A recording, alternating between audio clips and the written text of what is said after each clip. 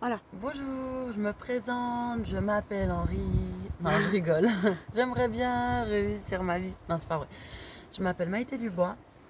J'ai été victime de maltraitance sur le site de Préfargier. Je vais commencer par l'hospitalisation que j'ai eue l'année passée en 2020. Donc en fait, j'ai eu une grossesse très très compliquée parce qu'on ne s'aimait pas avec le père de ma fille. Du coup, j'ai été en dépression toute la grossesse. J'ai failli être internée pour dépression, mais j'ai réussi à ne pas l'être. Ensuite, ma fille est née et le papa n'était jamais là. Et j'ai fait ce qu'on appelle une décompensation postpartum, je crois.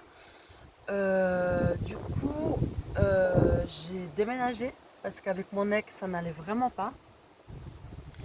Et puis pendant 2 semaines, avec sa famille, ils m'ont interdit de voir mon enfant. Donc je suis encore très traumatisée. Et de là, j'ai fait une décompensation. Donc je tournais autour de chez eux, je faisais des fucks, chose que je ne fais jamais. Je criais en bas de chez eux, je pleurais en bas de chez eux. Ils ne voulaient pas me donner ma fille. Du coup, ils ont appelé la police et j'ai fini au CUP. Et j'ai été envoyée directement après Fargier. Ensuite, après Fargier, ils m'ont mis à l'isolement. Ils m'ont menacé de me faire une piqûre dans le cul. Ce que j'ai refusé. Donc j'ai pris beaucoup de médoc. Pendant plus ou moins une semaine, j'étais complètement défoncée. Il Pendant te deux... faisait prendre quoi comme médicament? Je me rappelle plus. Je me rappelle plus ce que je prenais parce que Est-ce que tu trouves que c'est normal non, ce que n'est tu ne pas saches normal. pas quel médicament tu prends? On ne sait pas ce qu'ils nous donnent et ils nous forcent à les prendre. Et si on les prend pas, c'est piqûre dans les fesses. Je Et suis ça, témoin d'ailleurs. c'est très très grave. Merci Marie-Ange. Et du coup, pendant 2 semaines, j'ai été interdite de sortir de l'unité. J'avais le droit que de fumer des clopes dehors. Je n'étais pas en isolement, j'étais dans une chambre seule, mais j'étais complètement enfermée, j'avais pas mon téléphone et je n'avais pas de visite. Pendant 2 semaines, j'étais seule au monde, dans un endroit que je connais pas. Ils m'ont gardée un mois comme ça. Alors après, j'avoue que j'ai bien décompensé, je me prenais pour la reine de Tahiti, j'ai vraiment pété un plomb et je le regrette.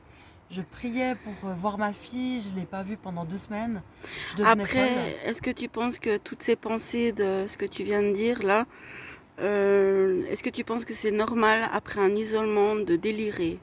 Oui, Eh ben, t'as tout à fait raison. je pense que c'est normal parce que ça fait très très peur, les fenêtres ne s'ouvrent pas, les lits sont en caoutchouc, il n'y a rien, on est coincé, on est enfermé, c'est très très très grave.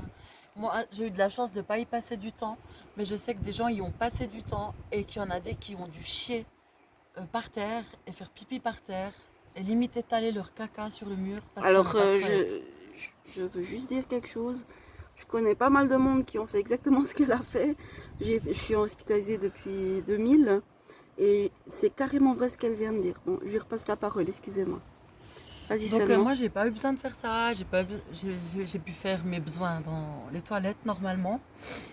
Du coup, ben, après 2 semaines, ma fille me manquait tellement que je marquais sur mon corps Soraya partout.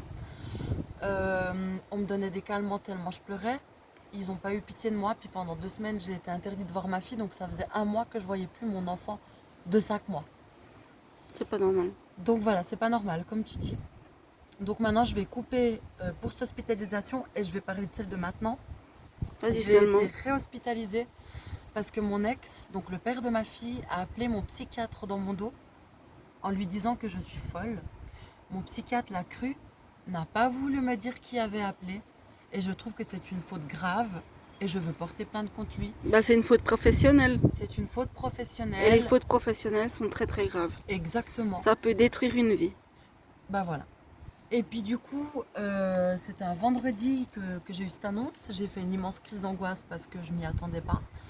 On m'a donné du Temesta, mon compagnon est venu me chercher parce que je pouvais plus conduire. Parce que maintenant, t'es avec un nouveau compagnon. J'ai un compagnon et je suis très bien avec lui et mon ex, donc le père de ma fille, par jalousie, a voulu nous détruire.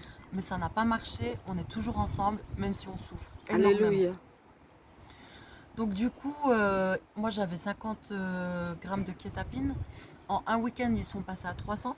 Mhm. Donc j'ai passé un week-end où je Est-ce pouvais plus que, lever. est-ce que tu crois que c'est une camisole chimique qu'ils essayent Je de crois te que faire? c'est une camisole chimique, je ne pouvais plus me lever. Parce qu'en fait, quand on fait une camisole chimique, dis-moi si j'ai vraiment raison, c'est pour maîtriser tes émotions, maîtriser ton agressivité et tout ça. Moi, j'ai été sous camisole chimique. Exactement.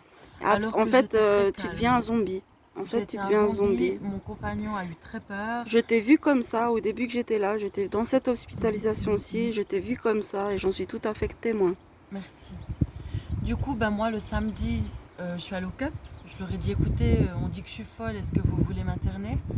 Ils m'ont dit que j'avais aucun diagnostic pour qu'on m'interne à Préfargé. Et le lundi, j'avais rendez-vous avec mon psychiatre et mon compagnon. Et là, il m'a annoncé qu'il m'hospitalisait. Je n'ai pas compris pourquoi. J'ai énormément pleuré quand je suis arrivée à Préfargé à E2. On m'a dit que j'étais maniaque, que j'étais malade et que j'étais bipolaire. C'est gros. Alors que je pense que j'étais juste triste de ne pas voir ma fille. C'est Parce humain. que j'aurais dû dormir avec ma fille, j'aurais C'est dû être avec normal. mon enfant. Mm. Et on m'en a empêché. Et le fait de pleurer, ils ont dit que j'étais déstabilisée psychologiquement. Je pleurais juste mon enfant. Je suis une maman malade. En 2 semaines, j'ai pu voir 2 heures ma fille. Je peux la voir encore une fois ce jeudi.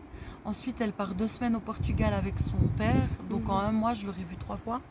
Donc psychologiquement, en tant que maman, c'est déchiré mon cœur. Et le psychique aussi. Et le psychique. Et ça m'a fait un traumatisme parce que je suis maman et j'aime mon enfant. Il me traite très mal. Une fois, j'arrivais pas à dormir, j'ai demandé un tétilleul parce qu'il n'y en avait plus, c'était fermé sous clé. Le veilleur qui dormait m'a menacé et m'a dit 3 fois que j'étais bipolaire et qu'il allait appeler le médecin de garde pour un sachet de tétilleul. Il voulait juste dormir, le gars. Il voulait juste dormir. Il y en a un autre qui m'a très très mal parlé en me montrant du doigt. Je lui ai demandé de ne pas me montrer du doigt. 5 minutes après, il appelle le docteur. Donc je ne vais pas dire de nom. Hein. Et puis, Il faut pas. on ne dit pas. Et le Faut pas. docteur m'a menacé de me mettre en isolement. Donc je me suis excusée à l'infirmier, bien que je pense que je n'avais pas besoin de le faire. Mais je l'ai fait. Il a accepté mes excuses. Il ne s'est pas excusé. Il va jamais s'excuser. Ce qu'il faut qu'on sache dans la psychiatrie, c'est que c'est du léchage de botte qu'ils font faire. C'est Et de ils l'abus aiment de bien, pouvoir. ce qu'ils aiment bien faire, c'est qu'on enlève bien avec la langue la merde de la chaussure. On leur lèche les fesses et si on ne fait pas ce qu'ils veulent, ils nous détruisent. Ils nous détruisent avec les médicaments, ils nous font du tort moral, ils nous détruisent psychologiquement. Il y a une sorte d'aquarium, des fois ils sont 10, on va toquer à la porte, ils ne nous regardent même pas, ils ne nous ouvrent même pas la porte. Alors que, Nous n'existons pas. alors que leur remise dure un quart d'heure ici. Nous n'existons pas. Et si le psychiatre C'est qui seulement m'a s'ils traité de veulent. maniaque, Pardon. oui c'est seulement s'ils nous voient, tu as raison. Ils veulent. Si un ouais, c'est seulement s'ils veulent nous voir parce qu'ils font semblant de ne pas nous voir. Ouais, c'est ça. Et si un psychiatre dit que tu es malade, donc moi selon le psychiatre je suis maniaque, je sais que je ne le suis pas. Est-ce Et que ben, tu sais ce que c'est maniaque? Oui, parce que Il te l'a expliqué? quand j'ai fait une décompensation suite à la naissance de ma fille, j'ai cru que j'étais la reine, j'ai cru que j'étais toute Oui, ça c'est en effet puissante, maniaque. j'ai cru que j'étais incroyable, j'ai cru qu'il y avait les Illuminati qui allaient arriver. J'ai T'as cru eu peur, que t'as eu j'étais peur, les t'as eu peur. Disneyland. Ouais, là Bref, je vois. tout ce que je ne suis pas actuellement. Donc peu importe ce que tu dis, si le médecin signe que tu es malade, ma parole ne compte plus. Bah non, parce que t'es sous... Sous tutelle d'une certaine manière. Non, sous- c'est même pas ça, c'est que t'es considéré comme malade, donc, et t'as des droits de patient, Et ils sont pas respectés. mais tes droits de patient, en fait, ils veulent pas te les faire. Si tu en fais, tu dis, j'ai des droits de patient ici, je veux voir la feuille des droits de patient, ils vont te dire, nous, on est infirmier, on est au-dessus de vous, Exactement. mais pourquoi Toute faire des puissance. droits, voilà, mais pourquoi faire des droits de patient, sinon, si on dit quelque chose, on se trouve piqûre dans le cul et dans l'isoloir. Donc on n'a rien à dire. C'est On doit horrible. juste se taire. Moi j'ai vu mon médecin hier.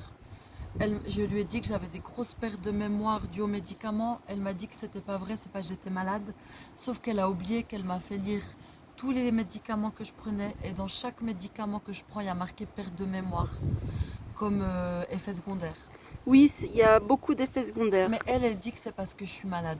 Non, c'est l'effet secondaire. Donc je crois que je vous ai tout dit. J'ai pas envie d'en dire plus. Pour moi, ça suffit. Ça a été un vrai plaisir, Maïté. Merci beaucoup pour ta confiance. J'espère que les choses changeront parce que la psychiatrie c'est dangereux. Moi je suis rentrée en bonne santé. Je vais ressortir malade. Parce qu'ils m'ont Tu vas détruit. sortir plus forte. Là, il faut que tu te reconstruises et que tu sortes plus forte, ma belle. Ils m'ont détruit. Je Voilà. comprends. Je vous souhaite le meilleur Et faites attention à vous, s'il vous plaît. Prenez soin de vous.